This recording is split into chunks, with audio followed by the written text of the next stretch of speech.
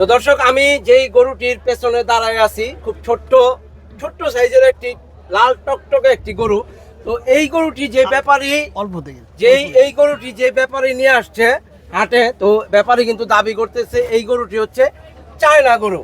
তো আমি ব্যাপারীর কাছ থেকে একটু জানি, তো এটা চায়না গরু আপনি কিভাবে বুঝলেন যে এটি চায়না? এটা কি চায়না থেকে আনছেন আপনি, আমি চায়নাগণ আনি না, ইম্পোর্ট কইরা?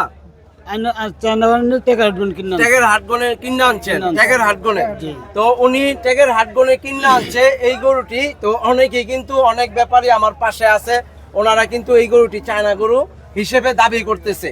তো এই চায়না গরুটি কতদিন যাবত আপনি লালন পালন করতেছেন? আমি 7 মাস যাবত। 7 মাস যাবত আপনার বাসায়। জি। এটা কি আর বড় হয় না?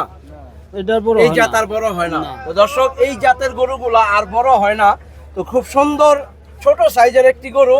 আর এই গরুটির দাম আমি একটু জানার চেষ্টা করি ব্যাপারীর কাছ থেকে। আপনার নাম কি? আমার নাম আজাদ ব্যাপারী, আজাদ ব্যাপারী ভাই, কোত্থেকে আসছেন? ফরিদপুর থেকে, ফরিদপুর বাঙ্গা থানা। বাঙ্গা থানা।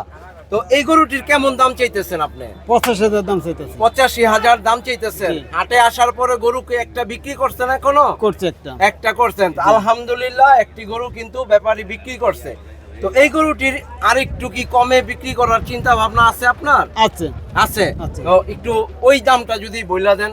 75,000 টাকা। 75,000 টাকা, সুন্দর একটি দাম।